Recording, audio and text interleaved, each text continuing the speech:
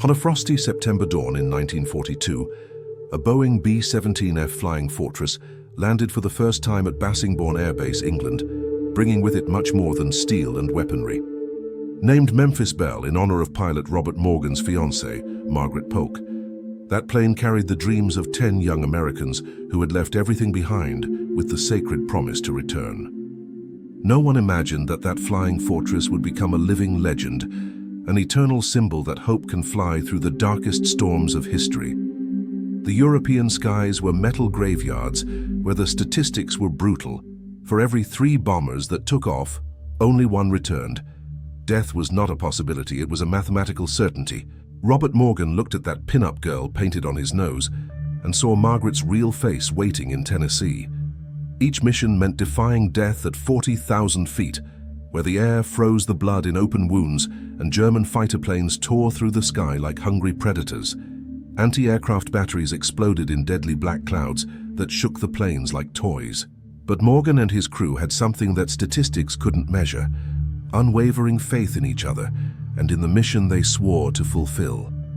They knew that each takeoff could be their last, but they also knew that they weren't just fighting for survival, they were defending the freedom of a world threatened by tyranny. The first mission over Wilhelmshaven was a baptism of fire. The Memphis Belle trembled under the impact of the shrapnel, but returned intact. Second, third, fifth mission. With each flight, the odds of survival plummeted. The young men aged years in hours, witnessing colleagues being shot down, parachutes that never opened, friendly planes disintegrating in mid-air. At the British bases, beds were left empty each morning, belongings were collected in silence. New faces arrived to fill the places of those who did not return. But the Memphis Belle continued flying, mission after mission, as if carrying divine protection that defied all military logic. On the 5th mission over Bremen, all hell broke loose. Metal fragments pierced the fuselage, engine number 3 spewed black smoke, and John Quinlan's compartment was destroyed by an explosion that should have killed him. But he survived, bleeding, holding his post while German fighters circled like sharks. Morgan kept the plane in the air through sheer willpower, bringing his wounded bird home while the crew desperately fought fires. The mechanics counted more than 200 holes. It should have been the end, but for those men it was just another day of impossible work. They weren't fighting for glory, they were fighting for America, for the families they left behind, for the future they still believed was possible. The missions accumulated like scars on the soul: 10th, 15th, 20th. Each number represented cities in flames, destroyed targets, but also friendly planes falling, screams on the radio ending in deadly static, the smell of blood and burnt fuel permeating every nightmare. James Verinis prayed before each takeoff, touching the painting like a sacred talisman. Charles Layton carried a letter from his mother in his pocket, yellowed from being read so often. Vincent Evans was 19 and dreamed of his farm in Colorado. They were boys dressed as heroes, carrying the weight of a nation at war. The 23rd mission over Lorient was almost fatal. 6 Focke-Wulf aircraft attacked simultaneously from all angles. Machine guns thundered, gunpowder filled the cockpit, shells ricocheted off the ground. A 20mm projectile passed centimeters from Morgan's head. Another exploded in the bomb bay without detonating its lethal charge.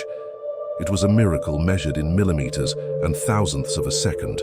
When they finally escaped and turned towards England, each man knew he had survived the impossible, not by luck but by courage, skill, and that American determination that refuses to accept defeat. The news that the Memphis Belle was approaching its 25th mission ignited the bases. No bomber had ever reached that milestone. Most didn't get past 8 or 10 before being shot down. Commanders realized the value of that symbol.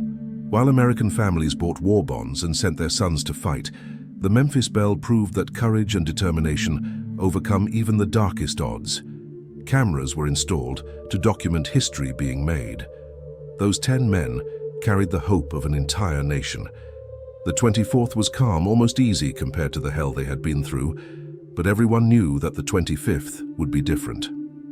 On May 19, 1943, the target was Wilhelmshaven again, closing the circle.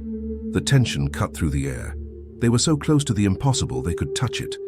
Morgan looked at his men and saw in each of their eyes the same silent question. Will fate allow us to complete this final dance with death? But he also saw something more, the unwavering resolve of Americans who never give up. The German sky exploded in concentrated anti-aircraft fire. Fighter planes attacked with desperate fury, as if they knew the importance of that mission. For 4 eternal hours, the Memphis Belle fought, bled, and resisted. Bombs were dropped, the formation turned home, and miraculously, the English coastline appeared on the horizon. When the wheels touched the ground for the 25th time, hundreds wept, celebrating not only the survival of 10 men and a plane, but the victory of the human spirit over fear. It was living proof that Americans never surrender.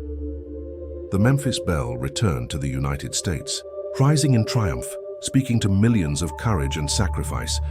But in the silent nights, those men still heard the machine guns, still felt the plane tremble, still saw the faces of those who did not return. The Memphis Belle was not just a symbol of resistance.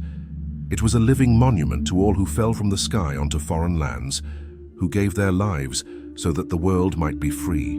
Today it rests in the National Air Force Museum, eternally whispering to each generation, freedom has a price and there will always be courageous Americans willing to pay it, no matter how high.